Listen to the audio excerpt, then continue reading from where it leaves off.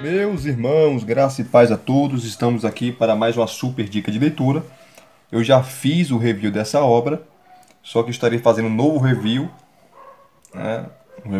Esse review será muito melhor, porque estarei dando mais detalhes sobre essa maravilhosa e magnífica obra que é a melhor obra, o melhor comentário que nós temos de Apocalipse. Por quê?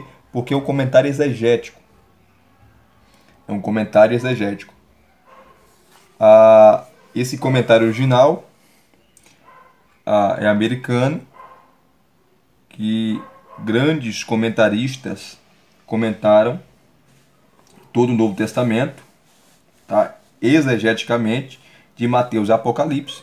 E em língua portuguesa nós só temos dois, que é esse comentário de Apocalipse e o comentário do Gordon Fee de 1 Coríntios, que eu também já fiz aqui o review dessa maravilhosa obra. E o Grant R. Osborne, já falecido, ele recebeu o seu doutorado pela Universidade de Aberdeen, na Escócia, uma das maiores universidades do mundo, né, renomada, muito conhecida. Professor de exegese, de hermenêutica, de Novo Testamento, né, um currículo extenso. Já falecido, né? E tem uma obra dele que é clássica, que é a Espiral Hermenêutica, que eu também fiz o review aqui dessa obra no canal. Para você que quer ser pregador, para você que quer ser expositor, você tem que ter essa obra, né? Espiral Hermenêutica é uma obra assim fundamental. Se você não assistiu o review, já faz tempo que eu fiz esse review, faz meses, quase um ano já. É só procurar aqui no canal que você irá encontrar. E essa obra, esse comentário, um comentário extenso, onde ele comenta capítulo por capítulo, versículo por versículo, perícope por perícope, tá? Só na introdução é fantástica. São mais de 30 páginas, 31 páginas, né? Na introdução, falando da autoria, da data, né? Da problemática em relação ao Apocalipse. É um livraço. E abrindo aqui para vocês verem o sumário, rapidamente o sumário. Né? Está o sumário, todo o sumário, capítulo 1 ao capítulo 22. Aqui é o prefácio da série em inglês. Vou mostrar para vocês aqui. Dessa série, toda a série em inglês. Tá? Aqui é o prefácio. Aqui está o nome. O objetivo principal do Baker Exegetical Commentary on the New Testament. Se eu pronunciei errado, perdão, porque eu não falo inglês, né? Então, né, aqui é a sigla. A sigla BECNT em inglês. Esse comentário que vai de Mateus a Apocalipse. Nós não temos ainda todos os comentários dessa série, né? Espero que a Vida Nova lance todos. Que é um comentário muito caro, né? É difícil a tradução, aquela coisa toda. Aqui é o prefácio do autor, Grant R. Osborne. Deixa eu correr aqui. Começar a introdução. Aqui começa a introdução a Apocalipse. Só a introdução é maravilhosa, né? Fantástica. Começa a falar da autoria, quem escreveu esse livro, as evidências internas, de fato, se foi de fato João, o apóstolo, ou se foi alguém que usou o nome de João, um pseudônimo, né, para dar credibilidade e autenticidade ao seu escrito.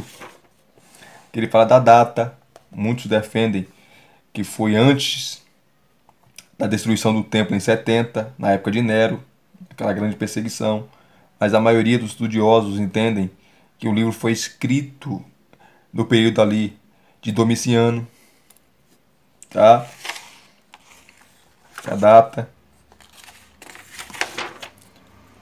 o contexto social e político, contexto social e propósito do livro, o gênero, isso aqui é interessante, apocalíptico e sua mentalidade. Deixa eu correr aqui. A interpretação dos símbolos, para se compreender o Apocalipse. Métodos de interpretação, os quatro, vai falar dos quatro: historicista, preterista, idealista e futurista. Você não pode escolher só um método, você tem que trabalhar com todos os métodos, porque todos os métodos têm as posições, tem argumentos bons e argumentos ruins, né? Tem pontos fracos e fortes, todos. Tem outro ponto que vai defender, o ponto eclético, né? Mais recente, o texto de Apocalipse, que é o texto, a canonicidade, língua e gramática. Lembrando que o grego de Apocalipse é um grego muito pobre, vamos dizer assim, né? Por isso que muita gente questiona se foi João que escreveu o apóstolo, porque o grego do Evangelho de João é muito polido e o grego de Apocalipse não é. Se é o mesmo autor, então por que essa diferença? É interessante isso, né? Ele vai falar aqui também o uso do Antigo Testamento. Apocalipse é um livro do Novo Testamento que mais usa o Antigo Testamento. E se você tiver o comentário do uso do Antigo Testamento, do Novo Testamento, que eu já apresentei aqui para vocês, é bom você usar também, tá? Para você estudar esse comentário aqui do Osborne. Interessantíssimo. O uso do Antigo Testamento. Deixa eu continuar aqui. Tá. Unidade e estrutura do livro. E aqui,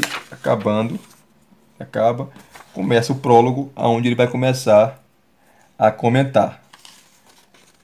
Tá? A teologia do livro de Apocalipse, teologia, a cristologia. O livro trata sobre a futilidade de Satanás. Você publicaria o livro da sua derrota? Com certeza não. Aqui no livro de Apocalipse está publicado, com todas as letras, a derrota final e derradeira de Satanás.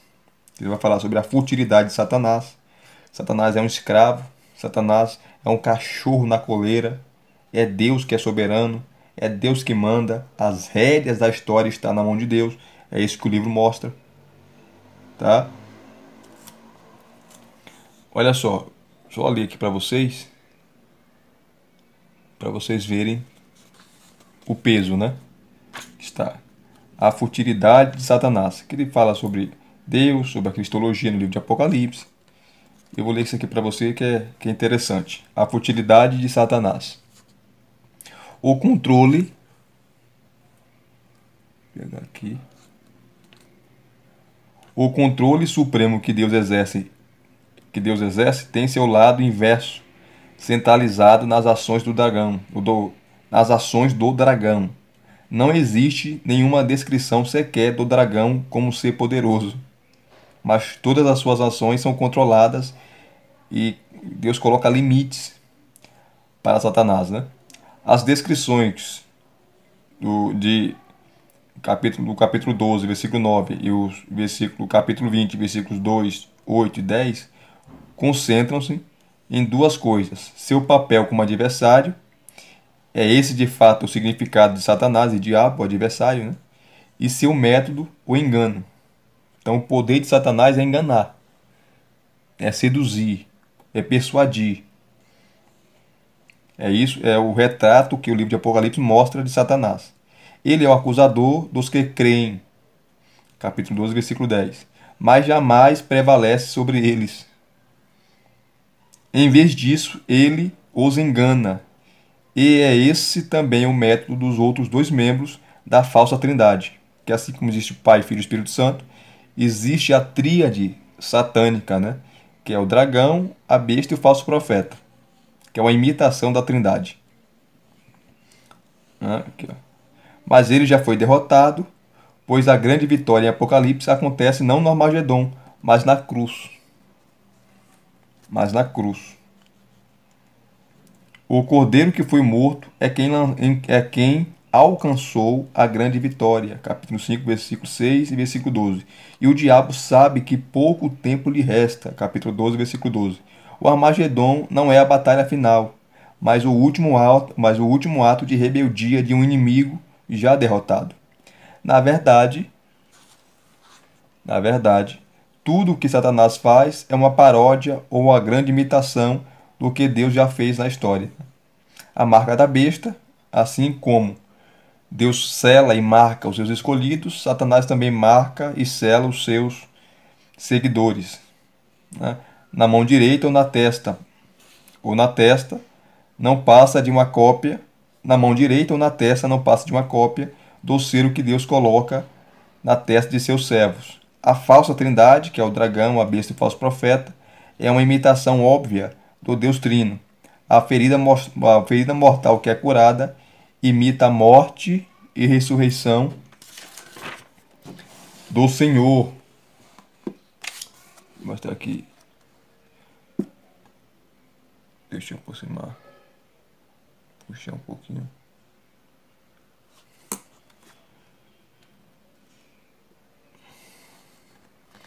A imitação do Senhor. O dragão dá à besta seu poder, trono e grande autoridade. Porém, isso não passa de uma cópia do relacionamento entre Deus e Cristo.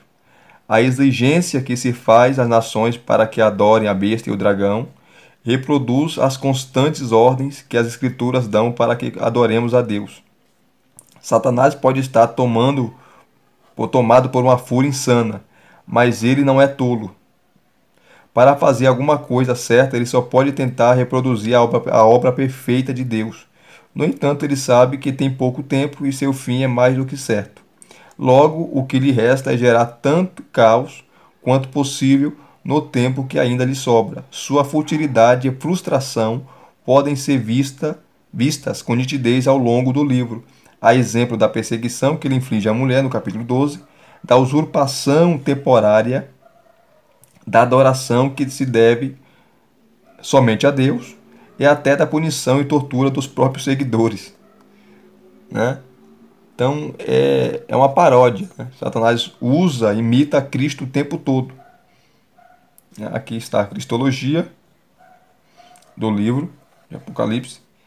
Tá? Eu só li isso aqui para você ter a noção, né? Você pode trazer um estudo sobre Satanás.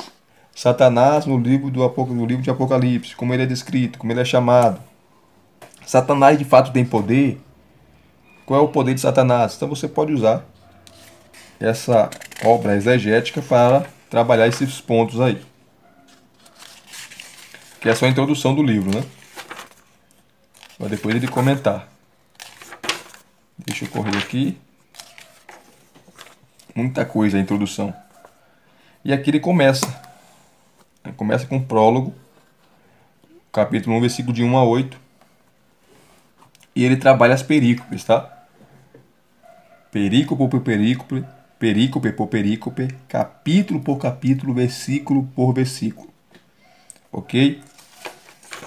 Interessante, né, são as notas de rodapé. Deixa eu aproximar de novo aqui. Né? As notas de rodapé aqui embaixo. Né? Que é muito importante. Se você tem essa obra, leia as notas de rodapé, onde ele vai trazer muita informação, mas muita informação mesmo. Tá? Aqui, ó. Trazendo as palavras no grego, muitas vezes, trazendo a opinião de vários teólogos, sobre o texto, sobre a passagem. Tá aqui, ó, as notas de rodapé. Todas as páginas praticamente têm as notas de rodapé, que são fantásticas. Fantásticas. É um comentário assim que é o melhor mesmo de Apocalipse. Não tem o que discutir, né? Porque é exegético. Tem comentários positivos, tem tanto comentário sobre Apocalipse, mas exegético é difícil. Esse aqui é o melhor disparado. Ter outro comentário como esse aqui é difícil. É difícil, porque Osborne foi muito bem escolhido para comentar o livro de Apocalipse, que não é um livro fácil de comentar, não. É o mais difícil de comentar em relação ao Novo Testamento. Ok? Então, as notas de rodapé são fundamentais, são excelentes, são de excelência. Deixa eu pegar aqui para vocês o capítulo 13, né? Que fala sobre a besta. Deixa eu pegar aqui o capítulo 13 rapidamente. Ler uma coisinha para vocês aqui. Isso aqui é interessante também, ó, o capítulo 12. Capítulo 12. Interlúdio, a descrição do grande conflito, que vai do capítulo 12, versículo 1 até o capítulo 14, versículo 20. Que ele dá uma introdução, sempre vai dar uma introdução, tá? Na passagem, para depois comentar os versículos. Aqui está, ó. O conflito entre o dragão, Deus e seu povo. A mulher e o dragão. Muita gente vai defender que essa mulher é Israel, né? E vai se usar aquela figura do sonho de José. Outros vão defender que é a igreja. Outros vão defender que a mulher representa tanto Israel e a igreja como povos mistos, juntos. Porque, de fato, a igreja é composta de judeus e gentios. Tá? E o texto vai dizer que o dragão vai perseguir os descendentes dessa mulher e eles irão vencer pelo seu testemunho e pelo sangue do cordeiro. Ora, se é Israel que vai vencer pelo sangue do cordeiro e vai vencer pelo seu testemunho. Deus chamou a igreja para quê? Para ser testemunha. Quem vence pelo sangue do cordeiro é a igreja. Tá? E a igreja é composta de judeus e gentios, é um povo só, porque a barreira de separação caiu. Então, na minha opinião, na minha visão, tá? Estudando, já preguei sobre isso, já dei aula sobre isso, essa mulher representa tanto Israel como os gentios, formando um único povo. Que assim como Israel no Antigo Testamento era vista como uma mulher, era visto como uma mulher, né, como a esposa de Deus, a igreja também é noiva, né? Então, essa mulher é a união de dois povos, judeus e gentios, formando a igreja. Para mim, essa interpretação é mais coerente. Então, é isso que ele vai comentar. Ele vai falar sobre isso também.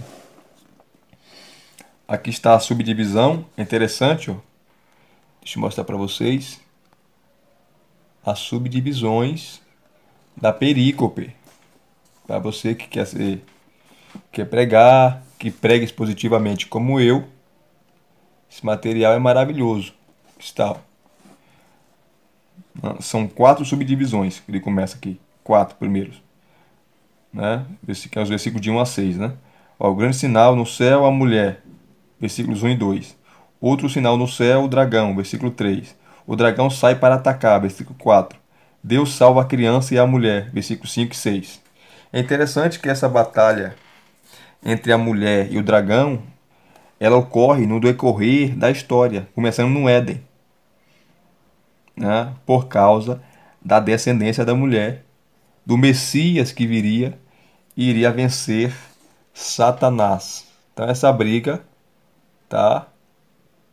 Esse duelo entre a mulher e o dragão se desenrola no decorrer da história, que ele fala sobre o grande sinal no céu, né?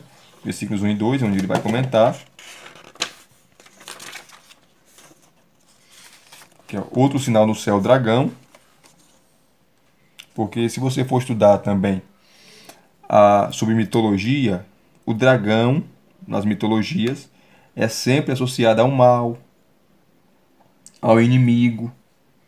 E sempre tem um herói que mata o dragão. Então, Apocalipse também tem mitologias, né? Mitologias.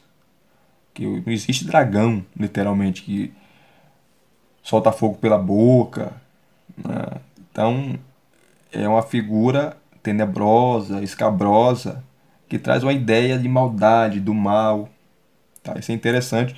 E ele também fala aqui, né? Fazendo um contraponto com Leviatã. Tá? Aqui Jó faz a descrição dele. Isaías capítulo 27, versículo 1. Né? Lembrando que muita gente também entende, inclusive a Igreja Católica, que essa mulher é Maria, que gera Jesus, né? Que é a interpretação católica. Enfim, então você vê que é um comentário de peso, não é qualquer comentário não. Aqui, ó, versículos 5 e 6. Deus salva a criança e a mulher. Criança é Cristo. E no final de cada sessão, ele dá o resumo e a contextualização. Tá? Sempre ele faz isso. Aqui está as notas adicionais, os gregos, né? Usando o grego.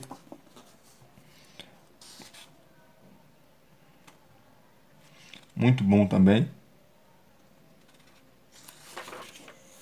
Aqui a segunda parte do texto, versículos do 7 a 12, que é a guerra no céu. Versículos 7 a 9, a descrição da guerra. E o hino celestial de celebração da vitória, versículos 10 a 12. Tá?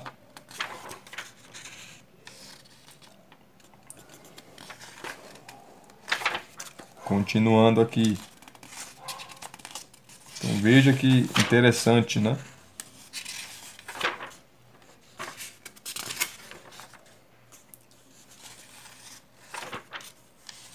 Escorrer aqui. Então é um material de peso. Sempre, como eu falei, no final de cada sessão, ele dá o resumo e a contextualização e as notas adicionais. Aqui, ó, como o capítulo 12, versículo 7.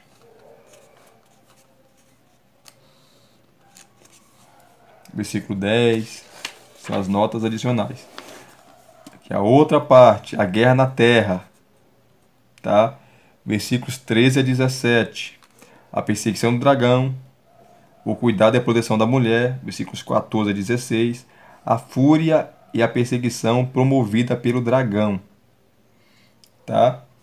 Deixa eu ler aqui o versículo 17, que vai dar o panorama, né? Ou melhor, o pano de fundo para o capítulo 13, porque o dragão para à beira da praia, mar, aonde ele praticamente faz a invocação do seu pupilo, né? As bestas que aparecem ali. Deixa eu aproximar aqui para vocês a câmera e ler para vocês aqui. Meu Deus, 22 minutos já, passa rápido. A fúria e a perseguição promovida pelo dragão, versículo 17. Novamente, né, o diabo se enfureceu, mas agora sua raiva está focalizada especificamente contra a mulher. Que Deus protege a mulher, leva para o deserto, porque o deserto é um símbolo da proteção de Deus, se remetendo à caminhada do povo de Israel no deserto, onde o povo, de uma maneira sobrenatural, foi protegido por Deus e aonde Deus sustentou o povo com água saindo da rocha, com alimento, com maná caindo do céu.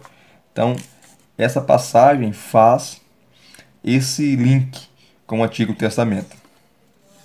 Né? Continuando aqui. Agora o dragão... Deixa eu pegar aqui.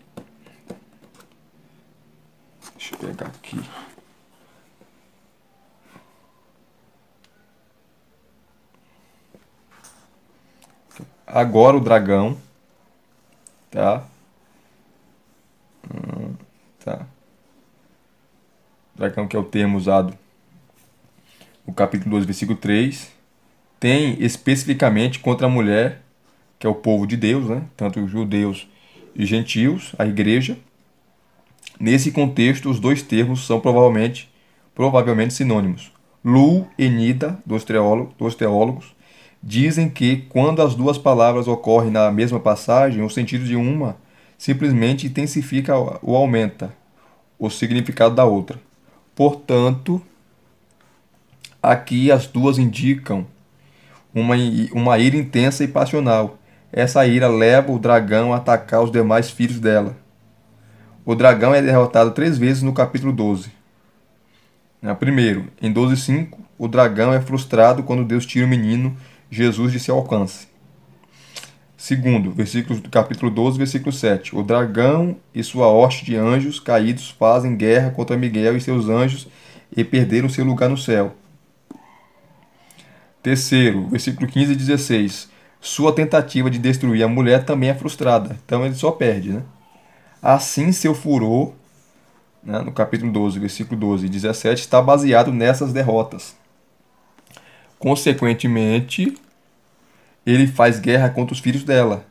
Há diferenças de opinião quanto ao sentido dessa guerra.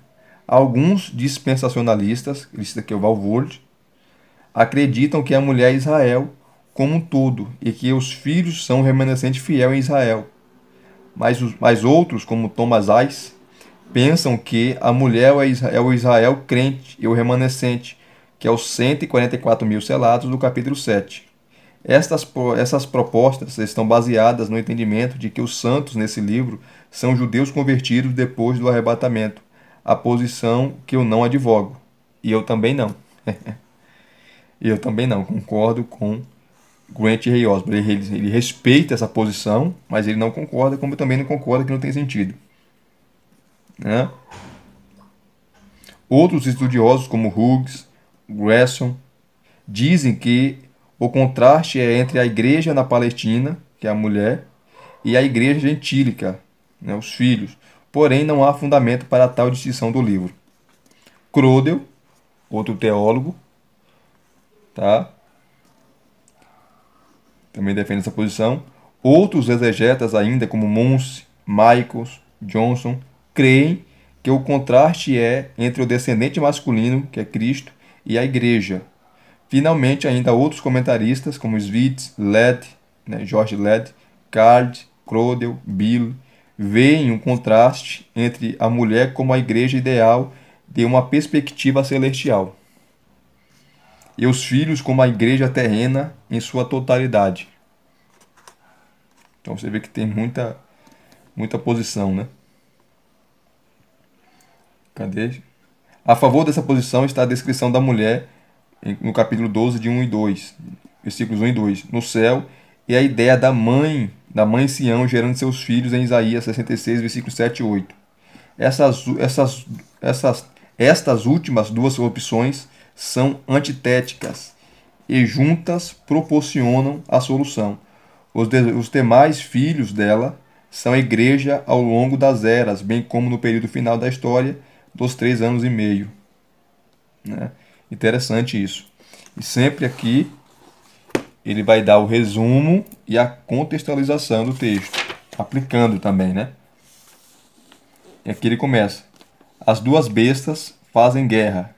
Capítulo 12, versículo 18, até o capítulo 13, versículo 18. Tá? A besta que veio do mar, com o anticristo.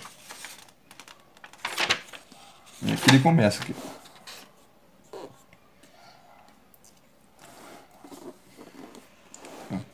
O dragão concede poder a seu agente, a besta. Tá? A besta que emerge do mar. Olha só o que ele vai falar aqui, e aqui eu vou encerrar o vídeo porque já temos 28 minutos. Desde épocas mais remotas, Apocalipse 12, 18 foi entendido como introdução do capítulo 13, em vez de ser a conclusão do capítulo 12. Isso fica claro nos manuscritos que trazem Kai Staten e eu parei, que tá os manuscritos, né? A fim de que essa expressão concorde com a expressão seguinte, eu vi, do capítulo 13, versículo 1, indicando que o próprio João parou sobre a praia e viu. Aqui ele discute sobre essa variante textual, tal, tá, até comentar. Deixa eu continuar aqui. Tá? Deixa eu ver.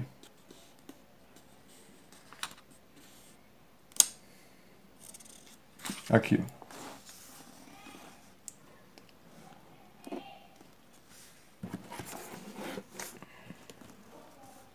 A expressão típica Kai Eidon vi em 13:1 conduz ao surgimento da primeira besta, a mesma expressão levará à aparição da segunda besta, como os outros trechos. Tá? Essa expressão aponta para outra seção do texto, mas não para uma seção principal. A besta surge do abismo, mas aquela sobe do mar. Entretanto, como afirmado no comentário do capítulo 9, versículo 1, o abismo se refere às profundezas insondáveis do mar, e assim essas duas imagens são sinônimas. Tá? Aí ele cita Daniel, tá? São excelentes. É interessante que ele vai falar aqui também, que não dá para continuar por causa do tempo, que a, a besta, o dragão para, tá, à beira da praia, por quê? Para invocar o seu pupilo, que é essa primeira besta. Ele fala sobre isso, é interessante, não deu para ler aqui, mas é importantíssimo o comentário que ele faz do capítulo 13, enfim, de todo o comentário, de todo o capítulo, né? De todos os capítulos do Apocalipse. Então é um dos melhores não, é um melhor comentário sobre o Apocalipse. E se você gostou de mais uma dica, deixe aqui nos seus comentários, se você gostou, se você não gostou, acione o melhor. Se inscreva no canal se você não é inscrito, acione o sininho para receber todas as notificações. Muito obrigado pelo seu carinho, pela sua atenção. Divulgue esse canal para os seus colegas, para os seus amigos, para aqueles que gostam de uma boa teologia, de bons livros acadêmicos. Ok? Deus vos abençoe, graça e paz. Até os próximos vídeos.